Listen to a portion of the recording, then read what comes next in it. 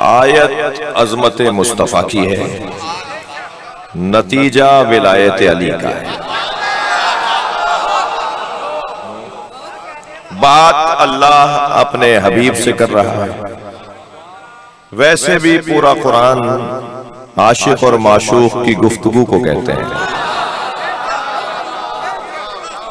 जी जी, अरबी जबान में जब आशिक माशूक से कोई बात करता था और चाहता था कि सिर्फ माशूक ही समझे, तो वो इशारों में बात करता था, और इशारे भी हर आशिक के अपने होते हैं। अच्छा, लफ्ज इश्क क्योंकि कुछ नाकाम आशिकों ने इतना इस्तेमाल किया है कि बहुत से लोगों को मिंबर पर यह लफ्ज अच्छा लगेगा नहीं, वरना अगर कोई मफहूम इश्क समझना चाहता है तो उसे करबला आना होगा। सलवात पढ़ ले मोहम्मद वाले।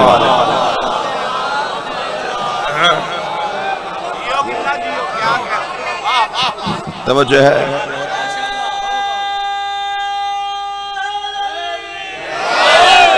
सदाकत शाह साहब आखिर में बैठे में आगे आ जाएं तो मुझे अच्छा लगेगा। मेरे बड़े भाई जनाब मौलाना मोहम्मद और नकवी के बड़े गहरे और करीबी दोस्त औन भाई कोई 40 साल से मुल्तान आ रहे थे, यानी बहुत अपनी ऐन जवानी के ज़माने से, और पहले दिन से जिनसे दोस्ती थी वो सदाकत शाह साहब हैं।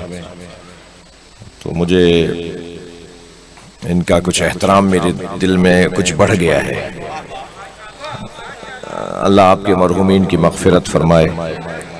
मौलाना के दर्जात की बुलंदी के लिए भी एक सूरह फातिहा, और सलीम महर साहब के, जब तक मेरे भाई आके बैठे हैं, सलीम महर साहब के वालिद अल्लाह मलक अल्लाह यार महर, और आप सबके मरहूमीन के लिए एक सूरह फातिहा पढ़ लें।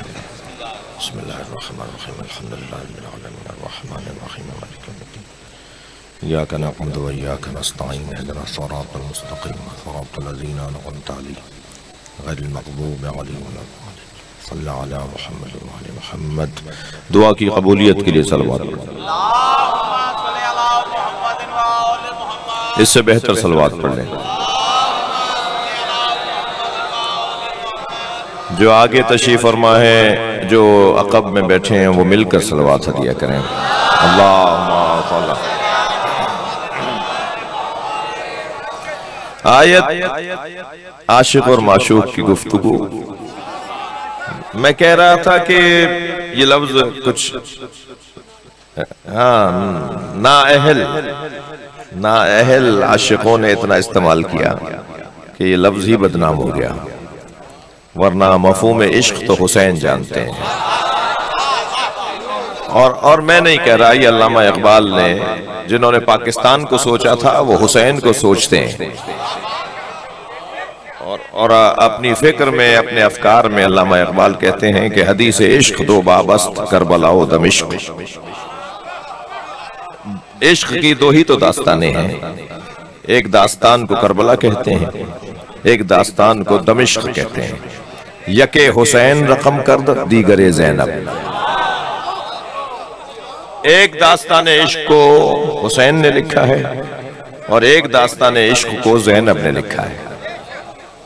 और फिर सैयदा को याद करते हुए कहते हैं कि मादर आन मरकज़े परकार इश्क, ये उस हुसैन की माँ है जो इश्क के दायरे का मरकज है।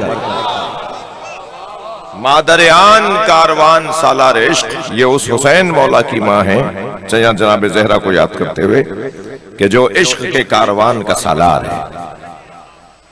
फिर फरमाते हैं कि ये आतिश नमरूद में इब्राहिम नहीं कूदे थे, इश्क कूदा था। जी, बेखतर कूद पड़ा आतिश नमरूद में इश्क।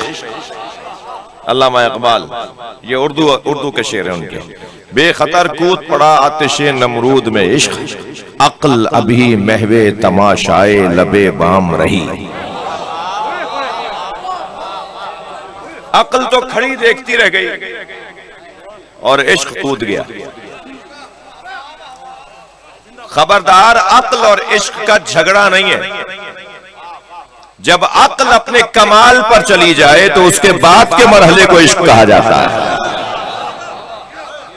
इश्क हो ही नहीं सकता जब तक कि अक्ल के मरहले गुजारे ना जाएं।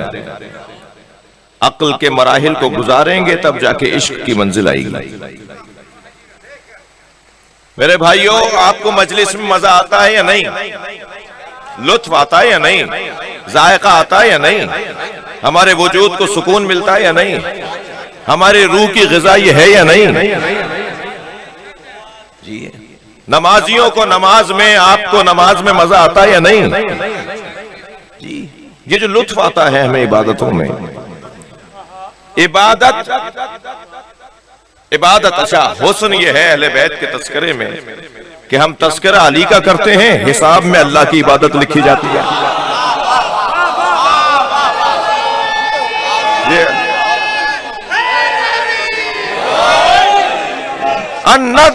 अन्नदरो इला वजह अली इब्न अबी तालिब इबादत, अली के चेहरे को देखना इबादत। जी, हुब्बु अली इबादत। जी, पूछा था हजरत मोहम्मद इब्न अबी बकर ने हजरत आयशा से कि सरकार ने वो कौन सी हदीस है जो अली के बारे में आपको याद है कि सरकार ने फरमाई? बहुत सी हदीसें बीबी ने सुनाई, उनमें से एक हदीस ये सुनाई कि मैंने नबी से ये सुना कि एक दिन मेरे बाबा अली को गौर से देख रहे थे, तो मैंने अपने बाबा से पूछा कि आज क्या बात है, आप अली को बड़े गौर से देख रहे हैं? फरमाया आज असहाब को जमा करके नबी ने फरमाया अली के चेहरे को देखना इबादत है। अन्नज़रो इला वजह अली इब्न अबी तालिब इबादत। जी, सहाबा किराम रिज़वानुल्लाह ताला अलैहिम, एक मर्तबा एक सहाबी मोहतरम ने कहा या रसूलल्लाह, अगर अली ना हो कि अली को कोई देखे तो उसे इबादत हो, उसे इबादत का सवाब मिले, तो सरकार ने फरमाया हुब्बु अली इबादत। जो दिल में अली की मोहब्बत रखे वो अल्लाह की इबादत गुजारी है। एक और साहबी ने कहा या रसूल अल्लाह, इसके अलावा अली के बारे में फरमाया जिक्र अली इबादत, जो अली का जिक्र करेगा उसे इबादत, अल्लाह की इबादत का सवाब। जी, तवज्जो है बात की? तो अजीब बात है, अजीब हुस्न है कि इबादत अल्लाह की है, जिक्र अली का है। ये अल्लाह का निजाम तो देखिए, वो चाहता है कि मेरी इबादत करने वाले मेरे पास अली के बगैर ना आए, अली की मोहब्बत लेकर आए। जो भी इबादत में कुछ कहना चाह रहा हूं, जो भी इबादत हमें लुत्फ दे, जायका दे। देखा होगा आपने बहुत से लोगों को कि साल भर की 2 रकत नमाज ईद भी उन पर भारी होती है। आधे तो बेगम साहिबा के डर से जाते हैं कि आज तो नमाज पढ़ लीजिए, और वो भी उन्हें राजी करने के लिए शायद मस्जिद को चूम कर आ जाते हैं कि कसम खाने को बता दें कि मस्जिद गया था। तो बहुत से बाज लोगों को तो साल की 2 रकत नमाज भी भारी है, और कुछ लोगों को नमाज में इतना लुत्फ आता है कि एक रुकू में आधी रात गुजार देते हैं। भाई वो यूं ऐसा क्यों है और वो ऐसा क्यों है? ये दोनों में फर्क क्या है? फर्क ये है कि एक को नमाज का जायका आ चुका है, उसका टेस्ट बहाल हो चुका है। मैं जब पढ़ने के लिए गया ईरान, तो वहां फीके फीके खाने, उनमें कोई ना मिर्च ना मसाला ना कोई, मिसाल के तौर पे उसमें हमारे यहाँ की तरह तड़के, तो कोई 2-4-6 महीने तक तो हमें जायका ही नहीं आ रहा था, दुबले हुए जा रहे थे क्योंकि खा ही नहीं पा रहे थे। और अगर आज कोई ईरानी खाना सामने आ जाए तो दिल करता है कि सबसे ज्यादा यही खाएंगे। वो पहले क्यों अच्छा नहीं लगता था और वो बाद में क्यों अच्छा लग रहा है? इसलिए कि जायका बहाल हो गया है। जायका बहाल होना ये खुद एक बड़ा मरहला है।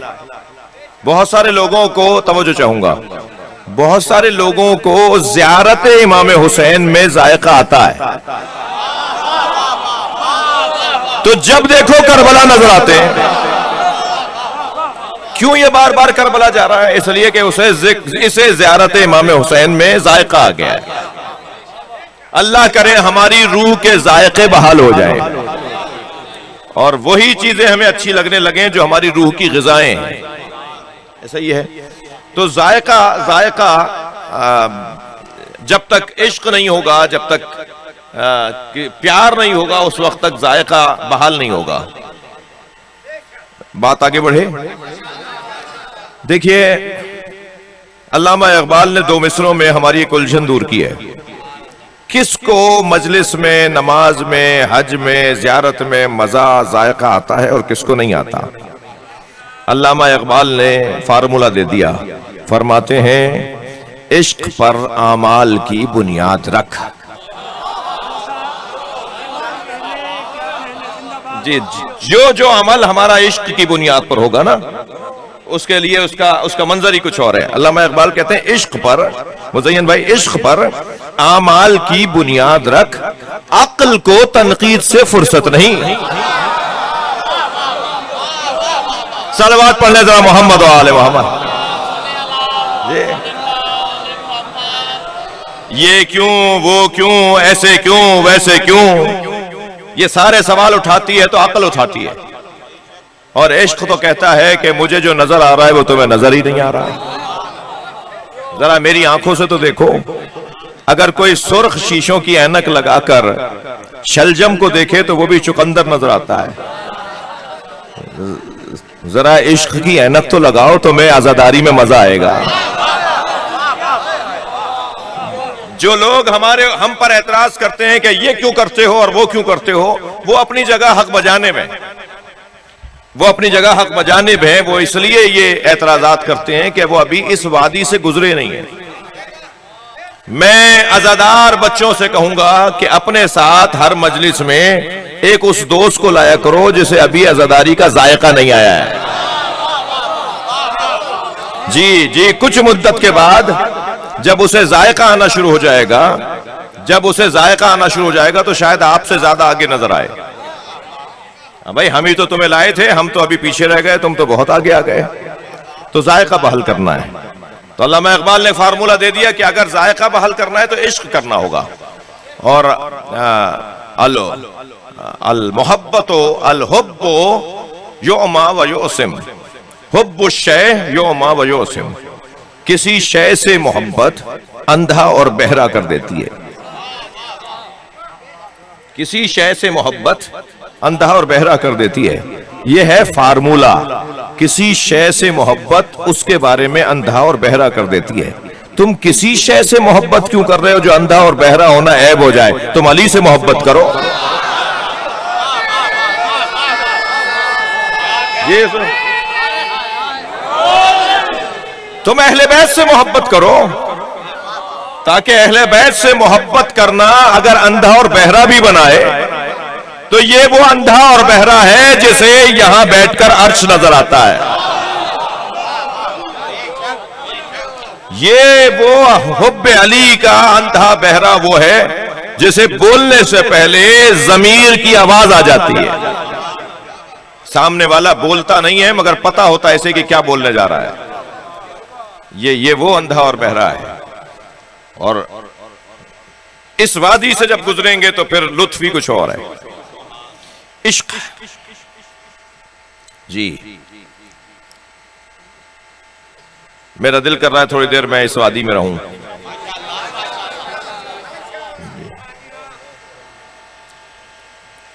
मस्जिद गौहर शाद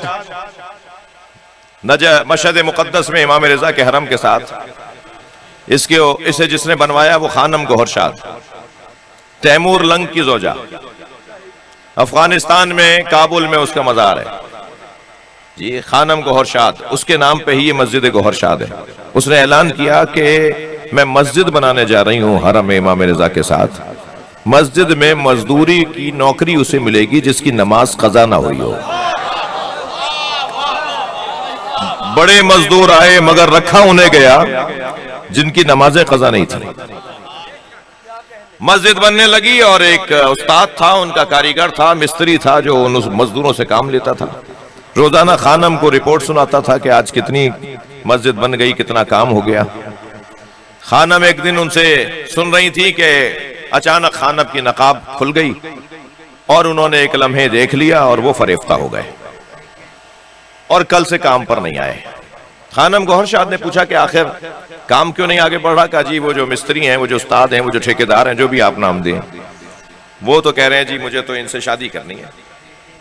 तो खानम ने कहा उन्हें पता नहीं है कि मैं तैमूर लंग की ज़ौजा हूं, बादशाह। ये खबर हो गई बादशाह को तो हाथ पैर तोड़वा देगा। खबर पहुंची, काम रुक गया। काम रुका तो खानम को अच्छा नहीं लगा। खानम ने कहा ठीक है, एक वादा मैं करती हूं, एक वादा वो करे। वो वादा ये करे कि अब नमाज शब पढ़े बगैर मस्जिद नहीं बनाएगा। मैं वादा ये करती हूं कि अपने शौहर से अलहदगी ले लूंगी और तुमसे शादी कर लूंगी। मस्जिद बनाई जा रही है नमाज शब पढ़ पढ़कर। मस्जिद मुकम्मल हो गई, मस्जिद की ओपनिंग हो रही है। जब मस्जिद के अंदर पहली मर्तबा नमाज पढ़ी जाने लगी तो वो साहब भी वहां मौजूद थे, मगर खानम से मिलने भी नहीं आए। तो खानम ने कहा मैं अपने वादे पर कायम हूं, मैं अपने शौहर से अलहदगी ले लूंगी। तो उसने पैगाम दिया कि अब मुझे इश्क हकीकी से आशनाई हो गए। सलावत पढ़े मोहम्मद व आले मोहम्मद पढ़े।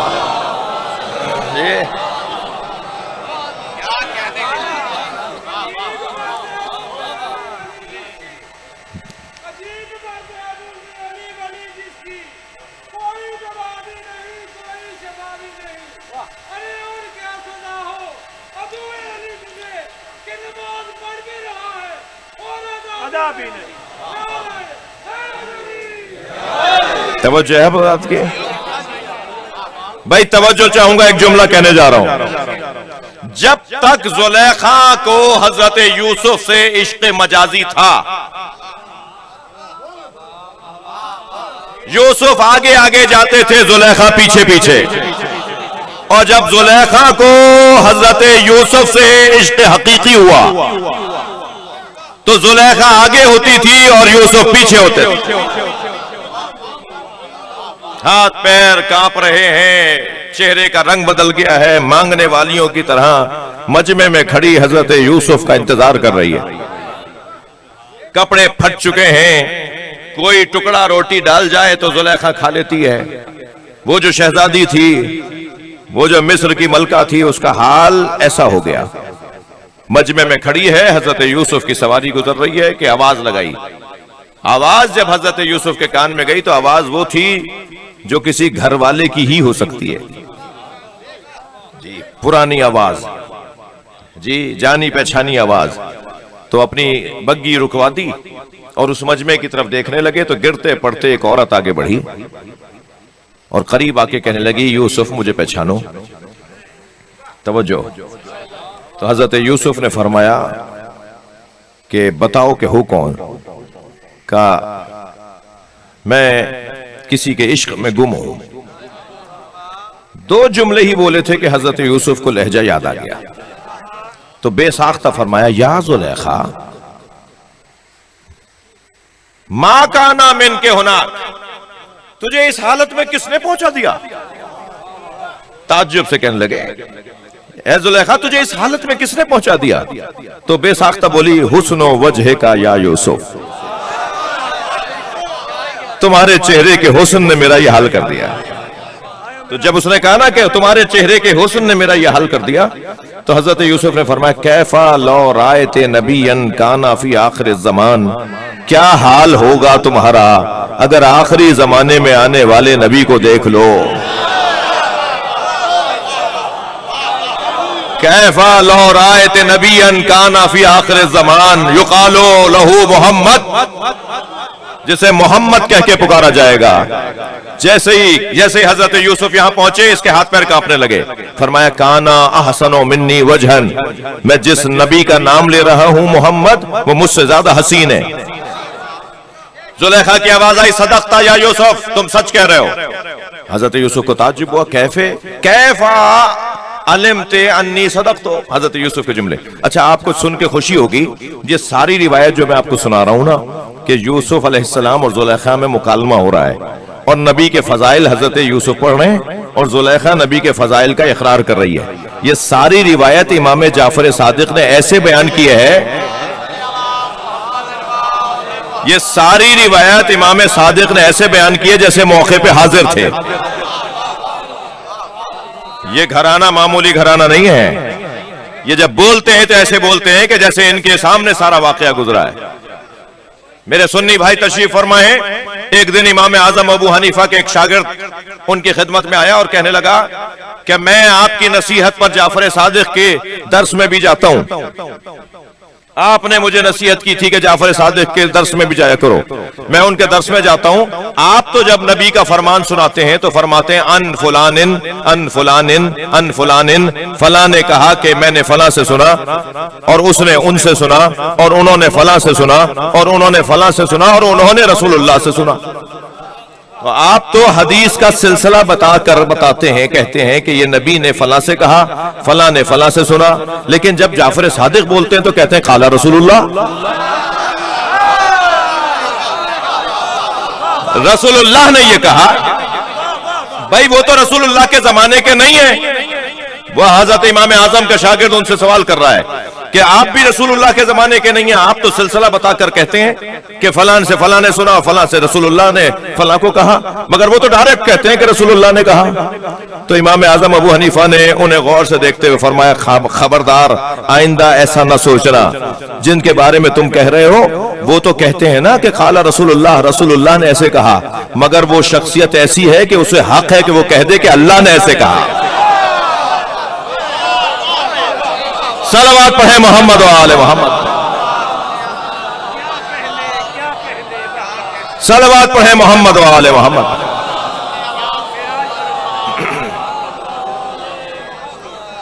इमाम ऐसे बयान फरमा रहे हैं कि हजरत यूसुफ जुलेखा से क्या फरमा रहे हैं, जैसे ही कहा ना कि कैसा होता अगर तुम आखिरी जमाने में आने वाले नबी को देख लेती, जिसका चेहरा मुझसे ज्यादा हसीन है, जिसका अखलाक मुझसे ज्यादा बुलंद है, जिसके शमाइल मुझसे ज्यादा बुलंद है। अगर तुमने आखिरी जमाने में आने वाले नबी को देख लिया होता, युकालु लहू मोहम्मद, जिसे मोहम्मद कह के पुकारा जाएगा। तो कहने लगी सदक़ता या यूसुफ, तुम सच कह रहे हो। तो हजरत यूसुफ ने ताज्जुब से कहा कैफ आलिमत अन्नी सदक़तु, तुम्हें कैसे पता चला मैं सच कह रहा हूं। तो कहने लगी हीनमा ज़करतहू वक़ा हुब्बुहु फी क़ल्बी, जब तुमने मोहम्मद मोहम्मद मुझसे ज्यादा हसीन, मुझसे ज्यादा खूबसूरत, मुझसे ज्यादा जमाल रखने वाला, जब तुम मोहम्मद की बातें कर रहे थे, उनकी मोहब्बत मेरे दिल में आ गई है। जैसे ही जुलेखा ने ये कहा ना, फौरन फरिश्ता नाजिल हुआ, फौरन जिब्रील नाजिल हुए, आवाज दी है यूसुफ ये सच कह रही है, अब इसके दिल में तुम्हारी मोहब्बत नहीं है, मेरे मोहम्मद की मोहब्बत है, मेरे नबी की मोहब्बत है। मैं एक जुमला कह के आगे बढ़ूंगा, या अल्लाह तेरे आखिरी नबी की कोई मोहब्बत दिल में बसा ले तो तू नबियों के गुनाहगारों को माफ कर देता है।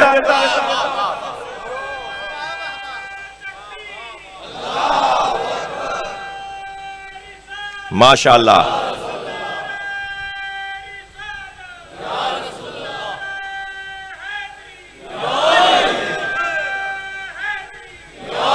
सलवात पढ़ेंगे मोहम्मद व आली मोहम्मद।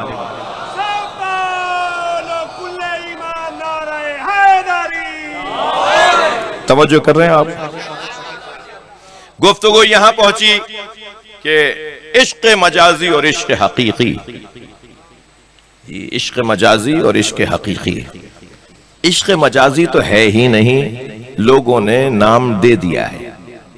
इश्क तो होता ही हकीकी है।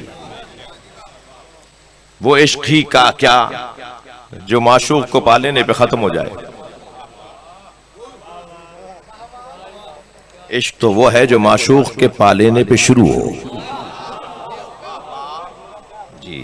और अल्लाह करे हम आशिक हुसैन हो जाएं। अगर हम आशिक इमाम हुसैन हो गए तो फिर हमें हुसैन के अलावा कुछ और नजर नहीं आएगा। थके नहीं बैठे तो एक जुमला कहूंगा, ज़ूबू फी अलीयिन कमा हुआ ताबुन फिल्लाह, अली में ऐसे गुम हो जाओ जैसे अली अल्लाह में गुम हो गए। जी, अली में ऐसे गुम हो जाओ जैसे अली अल्लाह में गुम हो गए। यहां एक गिलास पानी का रखा हुआ है, तसव्वुर कीजिए कि इस गिलास के अंदर सिक्का डाल दिया जाए और फिर सिक्के से पूछा जाए कि तुम्हें ऊपर क्या नजर आ रहा है, तो कहेगा पानी। उसे पूछा जाए कि तुम्हें अपने नीचे नजर क्या आ रहा है, वो कहेगा पानी। दाएं पानी, बाएं पानी, आगे पानी, पीछे पानी। जो जिसमें अपने आप को उतार देता है उसे उसके अलावा कुछ और नजर नहीं आता। अच्छा अच्छा अच्छा, ये वाले इस जुमले से कोई अकीदा तौहीद पे भी ज़र्ब नहीं लग रही। मैं एक दुकान पर जग और गिलास खरीदने गया। मैंने दुकान बर्तन फरोश, ज़र्फ फरोश से कहा कि मुझे 6 गिलास दे दीजिए और एक जग। उसने सामने वाली मेज पे 6 गिलास रख दिए और एक जग। मुझे एक गिलास छोटा लगा। मैंने उसे उठा के कहा कि भाई ये छोटा है, बराबर का दो। वो कहने लगा सब बराबर हैं। मैंने फिर कहा, मगर वो तकरार करने लगा। मैंने कहा मैं आपसे लड़ूंगा नहीं। मैंने वो गिलास जिसे छोटा बोल रहा था मैं, उसे एक गिलास के अंदर डाल दिया। वो गिलास अंदर चला गया। मैंने कहा ये अंदर जाना बता रहा है कि जो अंदर जा रहा है वो छोटा है और जो अंदर ले रहा है वो बड़ा है। जब हम कह रहे हैं ना कि अली में ऐसे गुम हो जाओ जैसे अली अल्लाह में गुम हो गया, तो अल्लाह अकबर तो रोशन है। सलवात पढ़ ले मोहम्मद और आले मोहम्मद।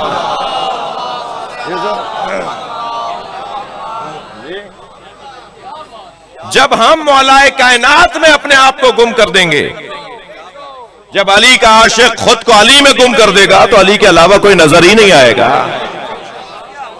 ये मजमा किसी को बुरा बोलने जमा नहीं हुआ है। ये कोशिश कर रहा है कि अली के अलावा किसी को देखे ही नहीं। सलावत पढ़े मोहम्मद और आले मोहम्मद।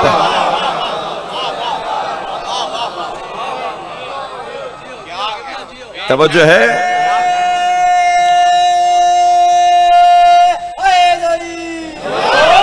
तवज्जो चाहूंगा अजीजों, मैं अब आयत का तर्जुमा पेश करने जा रहा हूं, इसलिए कि मेरे पास गुंजाइश अब रही नहीं है। फला व रब्बे का लहजा देखिए आशिक और माशूक का।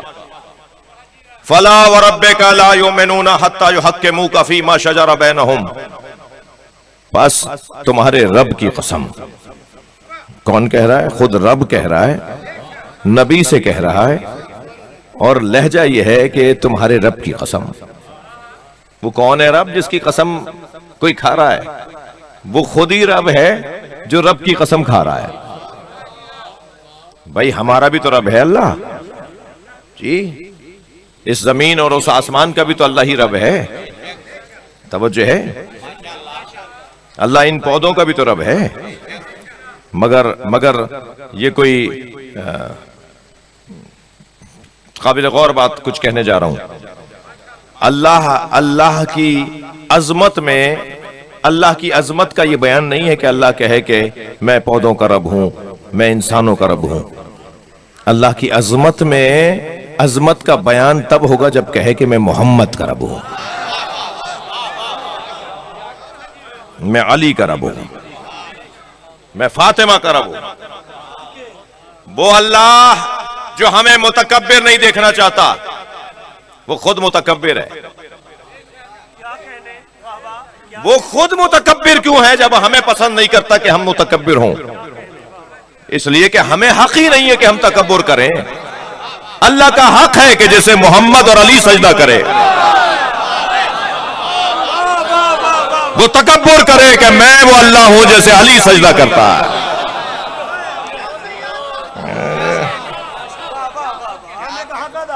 फला व रब्बे का, तुम्हारे रब की कसम।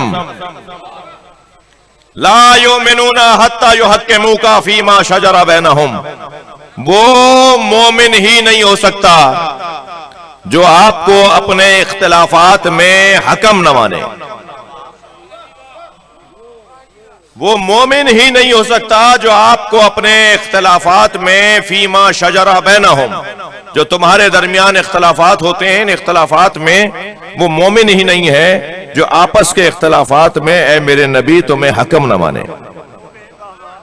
सुम्मा ला यजदू फी अनफुसिहिम हरजन, और फिर जब तुम्हारा फैसला आ जाए, मिम्मा क़दैता, जब तुम्हारा फैसला आ जाए तो फिर तुम्हारे फैसले पर बाल बराबर भी शक न करता हो,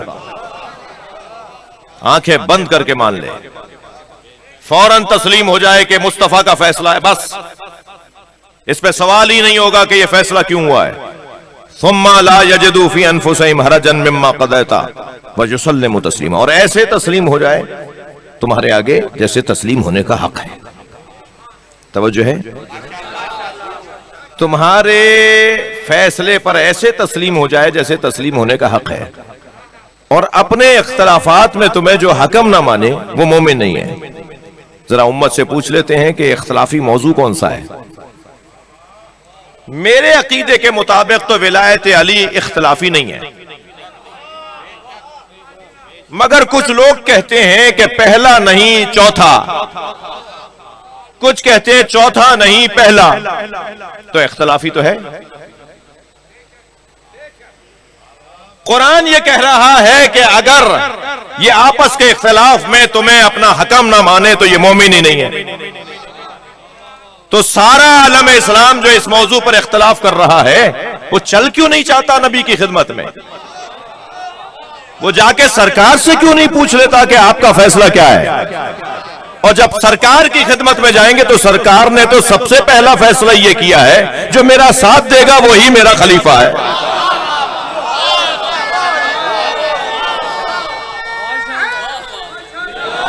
बुलंदतर सलवात पढ़े, मैं अर्ज करूं।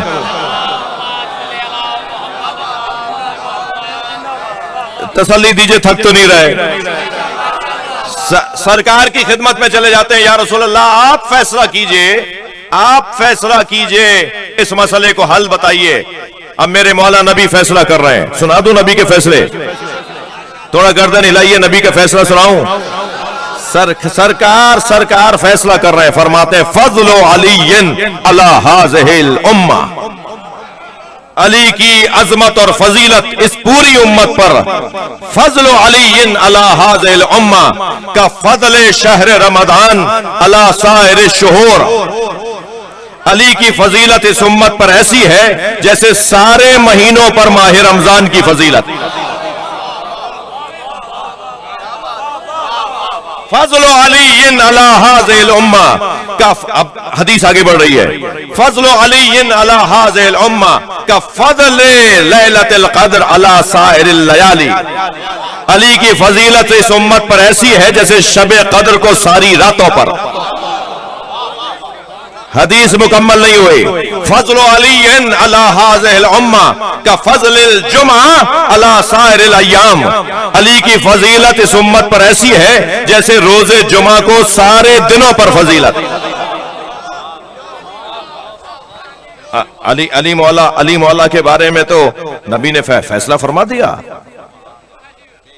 कि अली की फजीलत क्या है। अली सारी उम्मत पर फजीलत रखते हैं। फरमाया अल्लाह ने मुझे हुक्म दिया है अन तक़ूमा खतीबन बितफ़ज़ील अली ले असहाबे, अल्लाह के रसूल हुक्म इलाही है कि अपने असहाब के सामने खिताब करें और आपके खिताब का उन्वान अली के फजाइल हो। हुक्म इलाही है, फरिश्ते ने आकर सरकार को हुक्म दिया।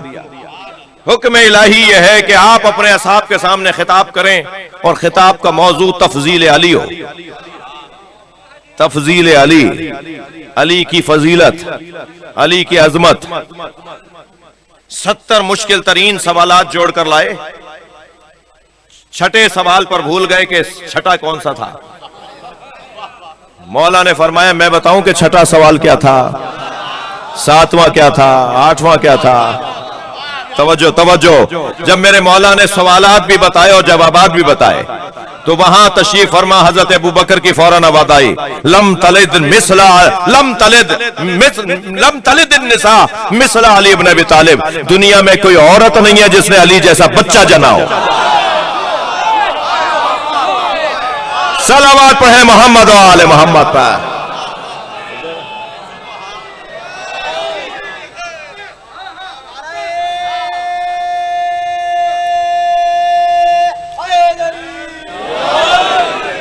तवज्जो है, नबी ने कब फैसला नहीं किया भाई? बल्कि अगर मुझ तालिब इल्म से कोई पूछे कि सरकार ने सारी जिंदगी जो पैगाम पहुंचाए उनमें गालिब, अक्सर, उम्दा, मरकजी पैगामात क्या थे? जी, आजिजी के साथ, नौकरी के साथ बात कर रहा हूं, कोई लहजे में तकब्बुर नहीं है, अल्लाह मुझे माफ करे।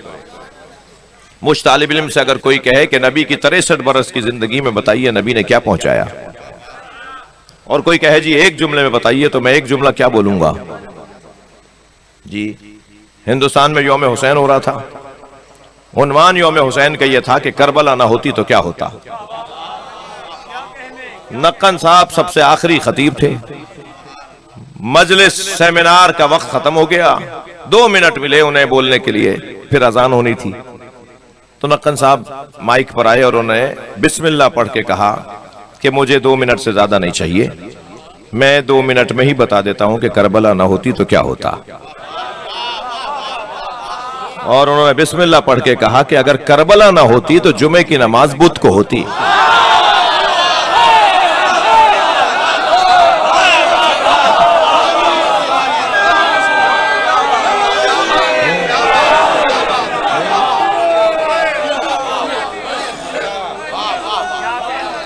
अब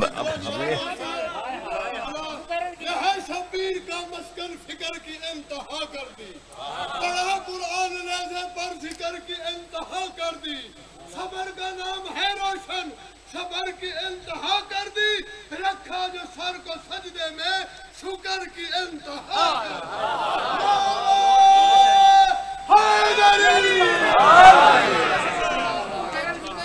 भाई खास इस वक्त आपकी एक खास कैफियत है, दुआएं कबूल होने की जगह है। मेरे अजीज ओवैस की खास दुआएं हैं, सलीम महज साहब की खास दुआएं हैं, ब्रिगेडियर कैसर साहब की, नासिर साहब की खास दुआएं हैं, आप सबकी खास दुआएं हैं। शाह साहब तशरीफ फरमाए, मुज़य्यन भाई, सिद्दीकी साहब, ये मेरा भाई नाज़िम मजलिस खास दुआओं के लिए कह रहे हैं। इन सब काज़मी साहब, इन सब की खास दुआओं, मौलाना, इन सब की खास दुआओं की कबूलियत के लिए सलवात पढ़ें।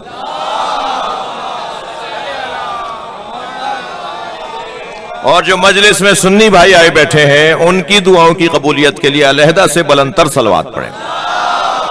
अल्लाहुम्मा सल्लि अला मुहम्मद व आले मुहम्मद।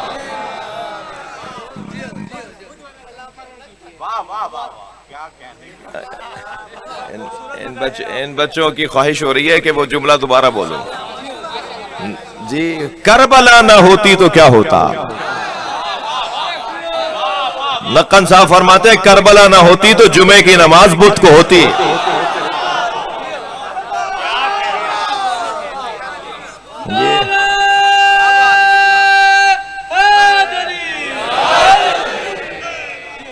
अच्छा, शायद बच्चों तक बात गई नहीं है। करबला ना होती तो क्या होता। मुअज्जिन अजान कह रहा है हम्स में, यक़ूलूना हला हम्स अशहदु अन ला इलाहा इल्लल्लाह। वो जो मुसाफिर आया उसने कहा ये अजान में तरमीम कैसे हो गई। मुअज्जिन तो सीधा सीधा अल्लाहु अकबर कहने के बाद अशहदु अन ला इलाहा इल्लल्लाह कहता है। ये यही क्यों कह रहे हैं कि हम्स वाले कहते हैं अशहदु अन ला इलाहा इल्लल्लाह। थोड़ा सा जो पूछा तो वो कहने लगे साहब मुअज्जिन छुट्टी पे गया हुआ है, ये है यहूदी। ये कहता है मैं तो नहीं कहता, ये हम्स वाले कहते हैं। मैं ये लतीफे नहीं सुना रहा। करबला ना होती तो क्या होता, वो बताना चाह रहा हूं। थोड़ा सा और आगे गया तो क्या देखा, पेश नमाज साहब, इमाम जमात साहब, इमाम साहब नमाज पढ़ा रहे हैं एक टांग पे। एक टांग को उन्होंने फिजा में मुअल्लक किया हुआ है, एक टांग पे खड़े होकर नमाज पढ़ा रहे हैं। नमाज वो खड़ा देखता रहा, नमाज तो हो गई जैसे तैसे। बाद में पूछा भाई ये क्या माजरा था। कहने लगे ये घर से मस्जिद आ रहे थे, रास्ते में नजिस छींट इनके पैर को लगी तो उन्होंने नजिस पैर अलहदा कर दिया है, पाक पैर पे खड़े होकर नमाज पढ़ा रहे हैं। करबला ना होती तो क्या होता।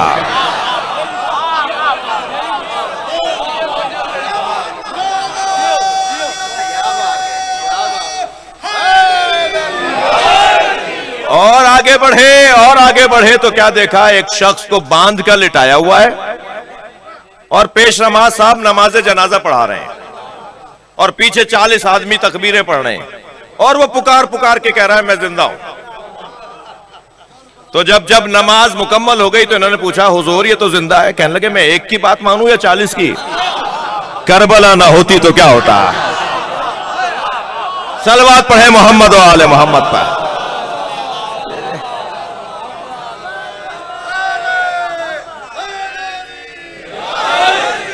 ये जा रहे थे सफर पर, जुमे की नमाज के दिन इन्हें रहना नहीं था। लोगों ने कहा हुजूर जुमे का दिन आ रहा है, जुमा कौन पढ़ाएगा? कहने लगे आज कौन सा दिन है? कहने लगे बुध का दिन है। कहा जुमे की नमाज आज ही पढ़ा देते हैं। करबला ना होती तो जुमे की नमाज बुध को होती। सलवात पढ़ ले हुसैन मौला की जात पे।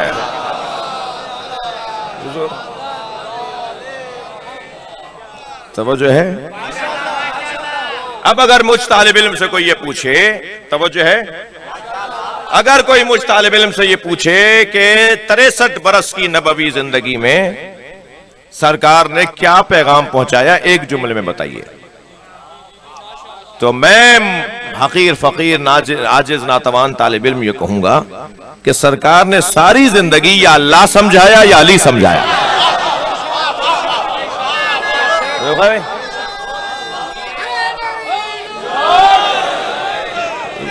जी, या अकीदा तौहीद नबी ने समझाया या विलायत अली समझाई। ये खुलासा है नबी की जिंदगी का। मुवहिदों को मौलाई बनाना चाहते हैं और मौलाइयों को मुवहिद बनाना चाहते हैं। ये पैगाम है सरकार की जिंदगी का। बताइए मुझे कितना वक्त हो गया पढ़ते हुए? 40 मिनट। तो 10 मिनट और पढ़ लूं? नहीं, कुछ मौसम की भी मुझे खबर है, ऐसा हो रहा है, लग रहा है कि कुछ मौसम भी, तो कहीं आप 10 मिनट और फजाइल। अच्छा, सलवात पढ़ लें फिर।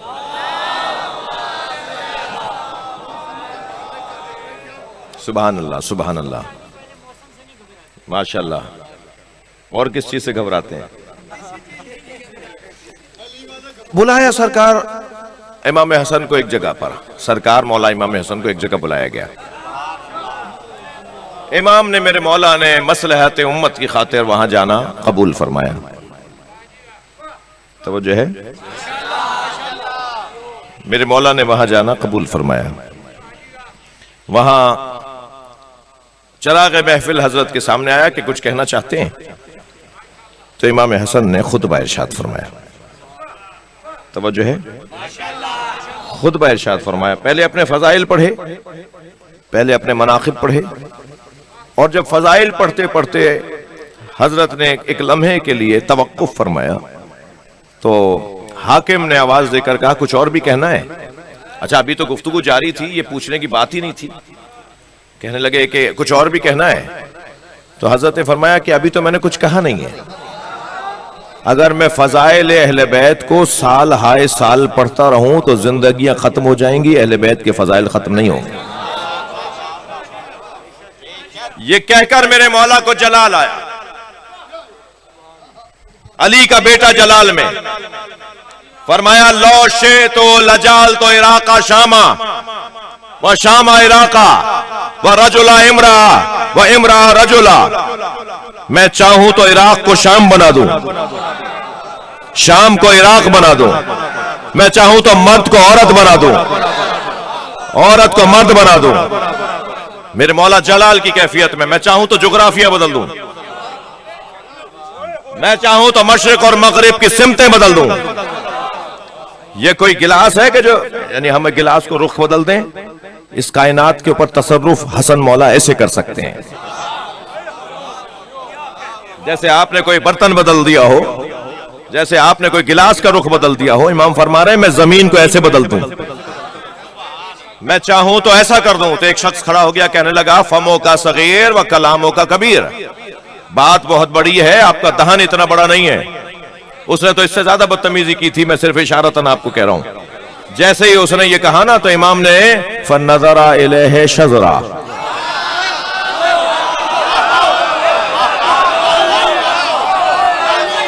इमाम ने उसे गौर से देखा, फरमाया अमा तस्तहीना तजलिसीना फिर रिजाल, तुझे शर्म नहीं आ रही मर्दों में बैठी है?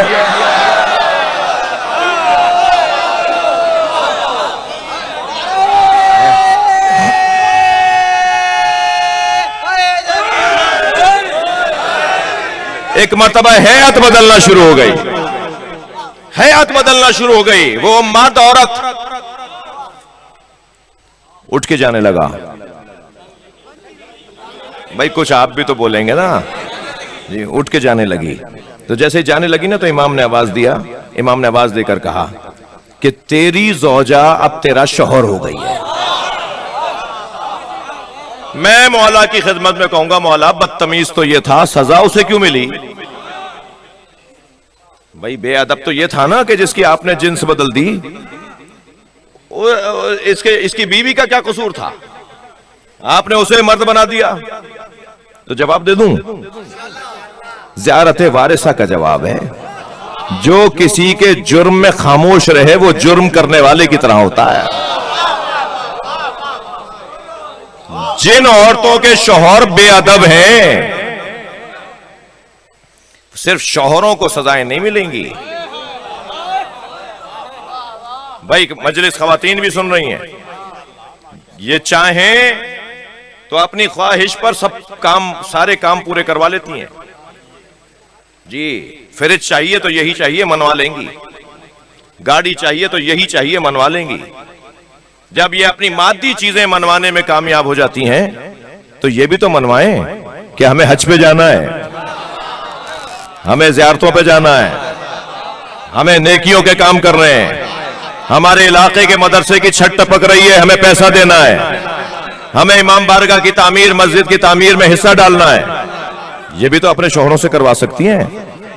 ये चाहें तो ये बहुत कुछ करवा सकती हैं।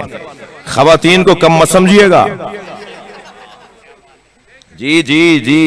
ये भागते हुए लश्कर को वापस भी बुला लेती हैं।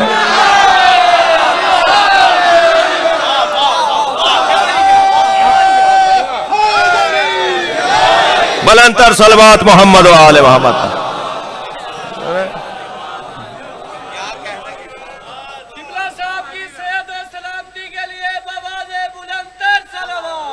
अल्लाहुम्मा सल्ली अला मुहम्मद व आले मोहम्मद।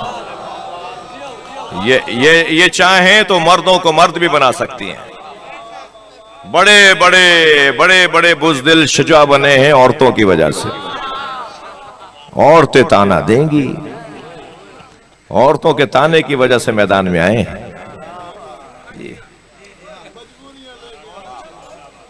जी। लिहाजा खवातीन को अपना हिस्सा डालना होगा माशरे के अंदर जी। हमारी माओं का, हमारी खवातीन का बड़ा किरदार है मजहब और दीन फहमी में। क्या मैं ये गलत कह रहा हूं कि आज अगर हम मजलिस में बैठे हैं तो अपनी मां की वजह से बैठे हैं?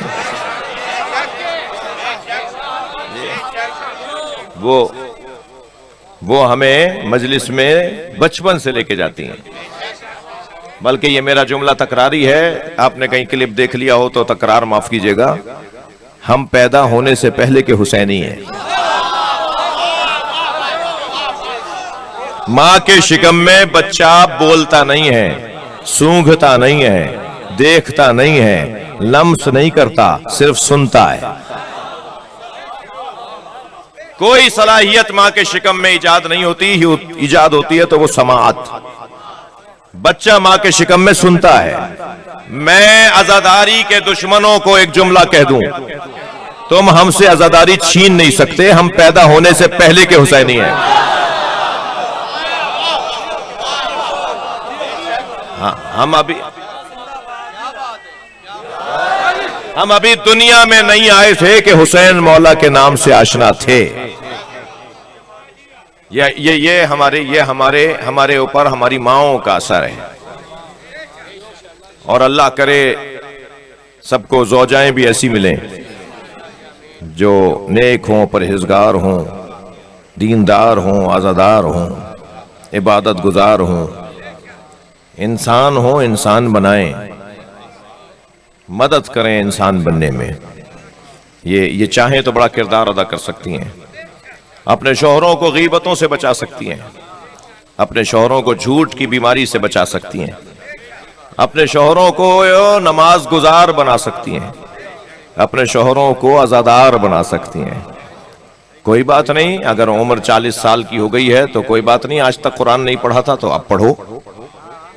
अपने शौहरों को कुरान हाथ में देकर कह सकती हैं कि कुरान पढ़िए।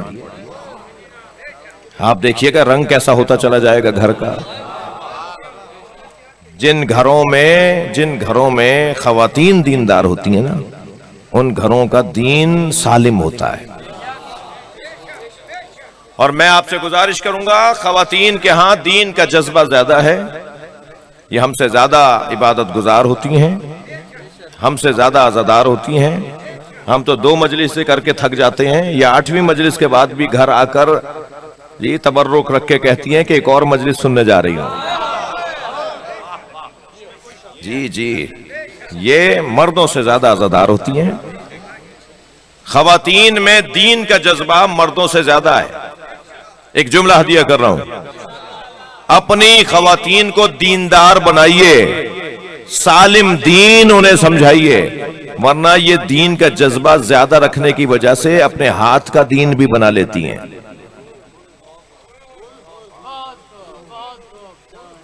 बुध को सोयम नहीं होता जी, मंगल को बरसी नहीं होती। हमारे यहां ऐसे नहीं होता। तुम कहां से आई हो भाई जो तुम्हारे यहां ऐसा नहीं होता? ये बताओ कि कुरान में मना है, हदीस में कोई मना है? हमारा दीन कुरान और अहले बैत के मुताबिक होना चाहिए, तब तो हमारा दीन दीन कहलाएगा। अपने हाथ का दीन हमें नहीं बनाना। बकौल किसी के तौरात के बाद औरत नाजिल हुई थी जी, औरतों की शरीयत ही अलहदा है जी। भाई उवैस, मुझे वहां से मत गुजारना।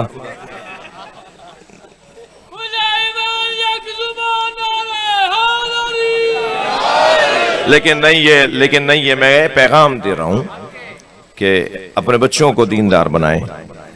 मौसीकी सुनती थी ना, कोई बात नहीं, अब बच्चा गोद में आ गया है, अब इसे कुरान सुनाओ, अब इसे मनक़बत सुनाओ, अब इसे मौला अली का कसीदा सुनाओ, अब इसे नौहा सुनाओ। वो बातें नहीं सुनाओ कि जो सुनना कभी है, इसे अच्छे पैगाम सुनाओ। इसे गोद में उठा के मजलिस में ले जाओ। ये मजलिस में जाकर अगर जी बेचैनी करे तो ये बच्चा ये तो करेगा। जब इसकी जूतियां हमारे पैरों में नहीं आती तो हमारी अक्ल इसकी अक्ल में कैसे आएगी? ये तो ये वही करेगा जो बच्चे करते हैं। मगर इसे कम से कम मजलिस में बैठकर इतना शऊर आ जाएगा कि इस हुलिये वाला हमारा आलिम होता है। कुछ तो सीख कर जाएगा, कोई पैगाम तो लेकर जाएगा। लिहाजा अपने साथ बच्चों को जरूर लाएं। और मैं गुजारिश करूंगा बड़ों से कि अगर कहीं मजलिस में बच्चे आपको नजर आ रहे हो और आपके हाथ में तबर्रुक हो तो उसको दे दें, उसका ज्यादा ख्याल करें, और उसका रंग ही कुछ और होगा। ये पक्का आज़ादार बनेगा, ये पक्का हुसैनी बनेगा। हुसैन मौला के चाहने वालों का रंग ही कुछ और होता है, अंदाज़े जिंदगी कुछ और है। बहुत देर लगा दी मैंने आपको मजलिस एक मंजिल तक लाने में। चलिए कुछ देर के लिए करबला चलते हैं।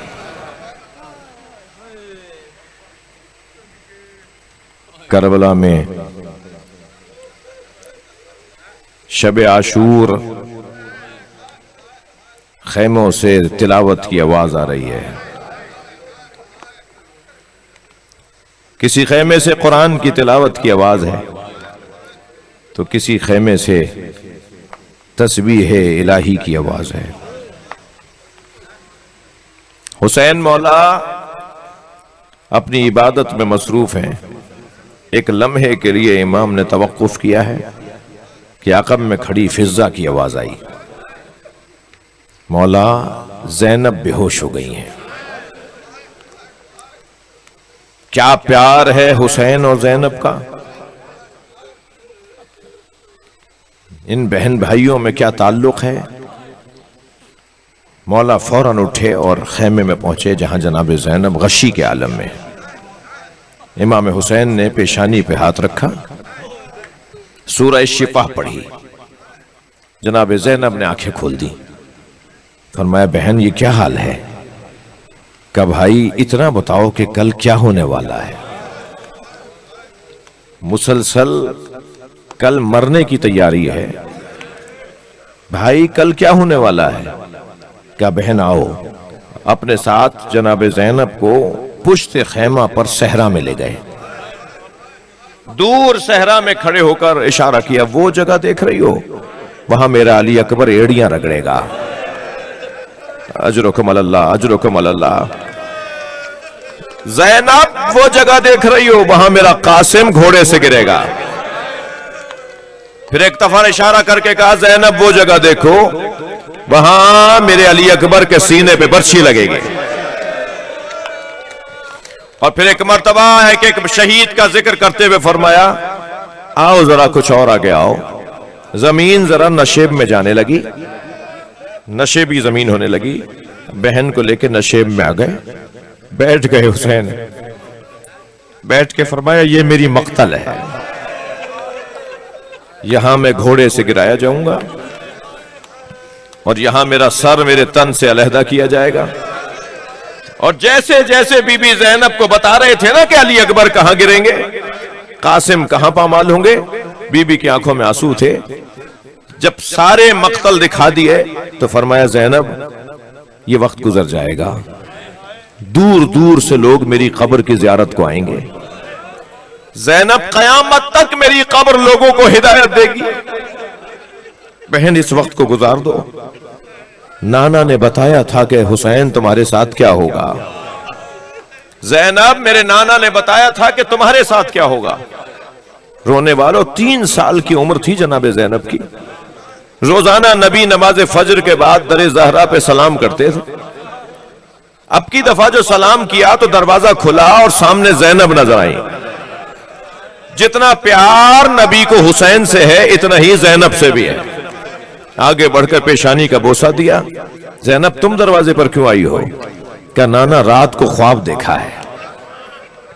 अम्मा कहती है, नाना से ताबीर पूछो। नाना मैंने ख्वाब देखा है, मैं सहरा में तन्हा हूं। भाई जो रोने आए अपनी आवाजों को आजाद करेंगे। जनाब ज़ैनब का ख्वाब सुनाने जा रहा हूं। नाना मैंने ख्वाब देखा है, मैं सहरा में तन्हा हूं। तेज आंधी चल रही है, तेज आंधी चल रही है, मेरे पैर जमीन से उखड़ रहे हैं। मैंने एक दरख्त का सहारा लिया, मगर आंधी का झोंका आया, दरख्त जमीन से उखड़ गया। नाना एक फासले पर मुझे दरख्त नजर आया, मैंने फिर उसका सहारा लिया, मगर वो दरख्त भी जमीन से उखड़ गया। नाना फिर तीसरा दरख्त नजर आया, मैंने उसका सहारा लिया, वो भी जमीन से उखड़ गया।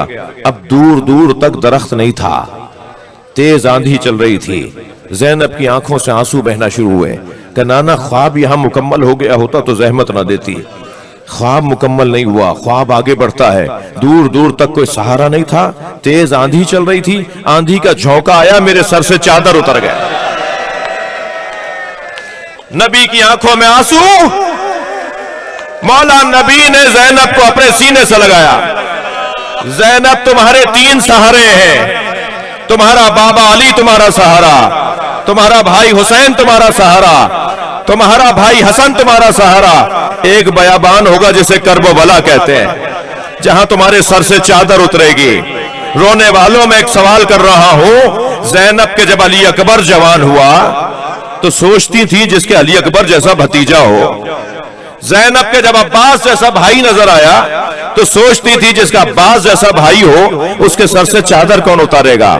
लेकिन जब जुलजना खबर शहादत लेकर आया, जब जुलजना ने आकर पैर मारना शुरू किए, बीबियां खेमे से बाहर आई, सकीना ने घोड़े की गर्दन पे हाथ रखा और एक ही सवाल किया, या जवाब दो अभी, ए बाबा के बावफा घोड़े, मुझे इतना बता दे, पानी पिलाकर मारा? ये मेरे बाबा को प्यासा मार दिया। अब ज़ैनब को यकीन हो गया ज़ैनब के सर से चादर उतरेगी। कोई ना होगा जो ज़ैनब को बचाए। मातम हुसैन या हुसैन।